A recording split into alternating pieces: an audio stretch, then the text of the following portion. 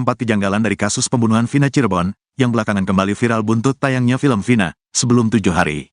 Diketahui Vina bersama kekasihnya, Eki menjadi korban pembunuhan di Cirebon, Jawa Barat, pada tahun 2016 silam. Setelah sekian lama, kasus tersebut kembali viral dan menjadi perbincangan publik lantaran kisah sejoli tersebut diangkat dalam film. Kini, pengacara dari terpidana kasus ruda paksa dan pembunuhan Vina serta pacarnya, Muhammad Rizky Rudiana alias Eki, mengungkap adanya kejanggalan tuntutan dalam kasus ini.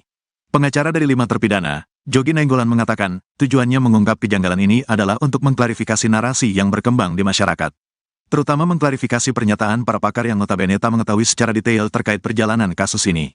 Jogi menuturkan, 5 terpidana yang menjadi kliennya yakni Eko Ramdhani bin Qasim, Hadi Saputra Kasanah, Jaya bin Sabdul, Eka Sandi bin Muran, dan Supriyanto bin Sutadi, berasal dari keluarga yang tidak mampu.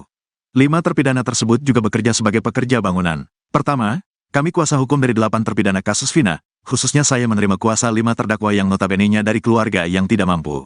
Mereka adalah pekerja bangunan, yang mana tersangka-tersangka ini sudah dilimpahkan ke Polda Jabar, kata Jogi, dilansir wartakotalaf.com, Minggu, tanggal 19 Mei tahun 2024. Menurut Jogi, selama proses BAP di Polres Cirebon Kota, kliennya mendapatkan tekanan fisik atau kekerasan fisik. Terlebih saat pelaksanaan BAP, kliennya tidak didampingi oleh kuasa hukum. Justru saat BAP lah, klien kami mendapatkan tekanan atau perlakuan fisik seperti foto-foto yang tersebar di media sosial sekaligus ini. Keterangan yang disampaikan mereka di BAP di Polres Cirebon Kota itu penuh tekanan, karena saat itu tidak didampingi lawyer dan saat itu para terpidana ini mendapatkan perlakuan fisik seperti foto-foto yang tersebar di media sosial, terang Jogi. Tim kuasa hukum 8 tersangka dalam kasus pembunuhan dan pemerkosaan terhadap Vina Cirebon dan pacarnya Eki akhirnya membeberkan sejumlah fakta baru. Mereka menilai banyak kejanggalan terutama tuntutan terhadap terdakwa dengan fakta dalam persidangan. Dalam konferensi pers yang digelar di sebuah kantor advokat di Jalan Raya Kalitanjung, Kota Cirebon, pada Sabtu, 18 Mei 2024, mereka pun mengungkapkan sejumlah fakta mencengangkan. Informasi yang diterima, ke-8 tersangka yang kini mendekam di penjara itu ditangani 3 kuasa hukum. Mereka adalah Jogi Nainggolan yang memegang 5 tersangka, masing-masing Eko Ramdhani bin Qasim, Hadi Saputra Kasanah, Jaya bin Sabdul, Eka Sandi bin Muran dan Supriyanto bin Sutadi. Lalu, Titin yang menjadi kuasa hukum terdakwa dari Saka Tatal dan Sudirman. Kemudian, tersangka Rivaldi Aditya Wardana bin Asep Kusnadi alias Ucil menunjuk Wiwit Widyaningsih dan Shindi sebagai kuasa hukumnya. Ketiga kuasa hukum tersebut mengawal para tersangka sejak bulan Januari 2017 hingga selesai persidangan. Ia mengungkapkan, rasa kecewa terhadap vonis seumur hidup yang diberikan, mengingat fakta persidangan menunjukkan hal yang berbeda. Titin juga menjelaskan, bahwa pakaian yang dikenakan korban, yang diperlihatkan di persidangan, dalam kondisi utuh.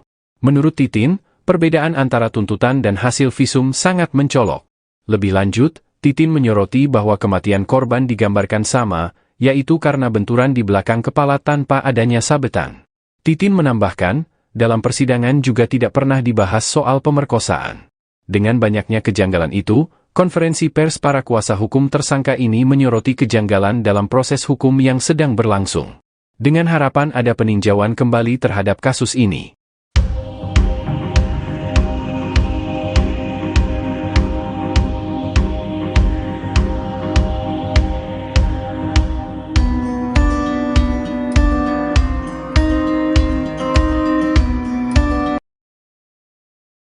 Kasus pembunuhan disertai ruda paksa yang menimpa Vina di kota Cirebon, 2016 silam kembali ramai diperbincangkan.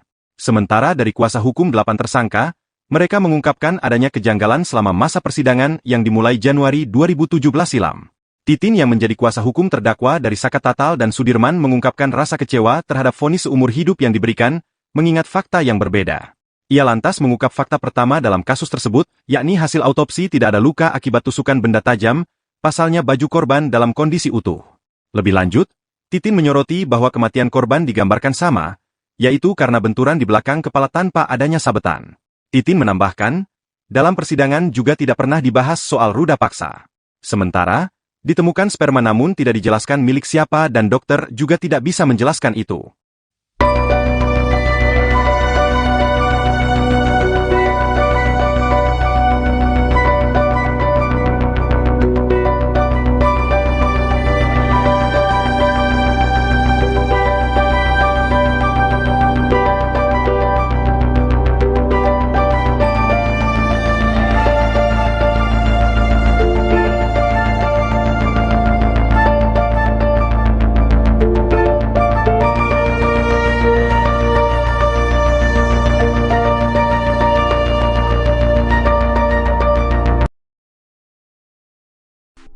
pelaku kasus Vina Cirebon, Saka Tatal 23 tahun akhirnya angkat bicara setelah dibebaskan dari penjara. Saka mengaku bahwa dirinya adalah korban salah tangkap.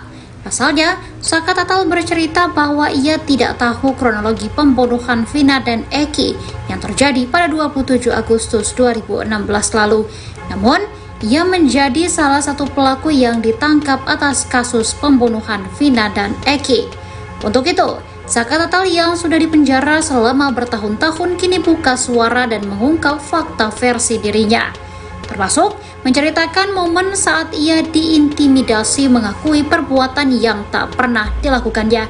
Cerita tersebut disampaikan Saka Tatal dalam wawancara bersama awak media pada Sabtu 18 Mei 2024 kemarin. Didampingi pengacaranya, Saka Tatal menjawab pertanyaan dari awak media soal kasus Vina Cirebon. Saka mengaku tak kenal sama sekali dengan Vina dan Eki. Saat kejadian, Saka mengaku sedang berada di rumah pamannya. Karena gemetar saat dicecar pertanyaan, pengacara Saka, Titin, langsung mengambil alih pertanyaan-pertanyaan tersebut. Titin mengatakan bahwa kliennya masih trauma dengan pertanyaan yang dilemparkan soal kasus Vina. Saka juga masih teringat dengan momen mengerikan saat dirinya ditangkap. Padahal, di malam Vina dan Eki dibunuh, Saka mengaku tidak berada di TKP melainkan di rumah. Lantaran hal tersebut, Saka Tatal mengaku kaget saat ia tiba-tiba ditangkap pihak kepolisian. Saka menyebut sebelum ia ditangkap, ia sedang mengembalikan sepeda motor milik pamannya. Tak disangka di rumah pamannya sudah ada polisi. Saka pun akhirnya ikut diamankan atas kasus Vina. Saat di kantor polisi, Saka Tatal mengurai momen mengerikan dalam hidupnya. Saka menyinggung perlakuan penyidik kepadanya yang mengaku disiksa polisi lantaran disuruh mengakui apa yang bukan ia lakukan. Hingga akhirnya Saka Tatal pun secara terpaksa mengakui apa yang bukan dilakukannya. Pengacara Saka, Titin, menyebut kasus Vina Cirebon dapat kembali diselidiki ulang. Saka Tatal, 23, terpidana yang bebas sejak 2020 dalam kasus pembunuhan Vina dan Eki bongkar kejanggalan. Kuasa hukum Saka Tatal, Titin, sebut jika terdakwa dalam sel bui atas kasus pembunuhan Vina dan Eki bukanlah pelaku pembunuhan. Pengacara Saka Tatal, Titin, mengungkapkan hal ini diawali oleh orang tua Eki yang merupakan anggota polisi merasa curiga jika sang anak adalah korban kecelakaan. Orang tua Eki lantas berniat menyelidiki lebih lanjut kasus tersebut, namun tak sampai ke pihak lebih berkuasa. Sebelumnya, Titin juga telah mengungkap sejumlah fakta persidangan yang berbeda jauh dari tuntutan yang diterima oleh kliennya, Saka, dan terpidana lainnya. Menurut Titin, para terdakwa yang selama ini di dalam sel bukan pelaku pembunuhan, ia bahkan merasa kecewa dengan terhadap vonis seumur hidup yang diberikan. Titin juga menjelaskan bahwa pakaian yang dikenakan korban, yang diperlihatkan di persidangan, dalam kondisi utuh tak ada bekas tusukan benda tajam. Titin menambahkan, dalam persidangan juga tidak pernah dibahas soal ruda paksa, menurutnya hal itu tidak sesuai antara tuntutan dengan fakta visum dan forensik.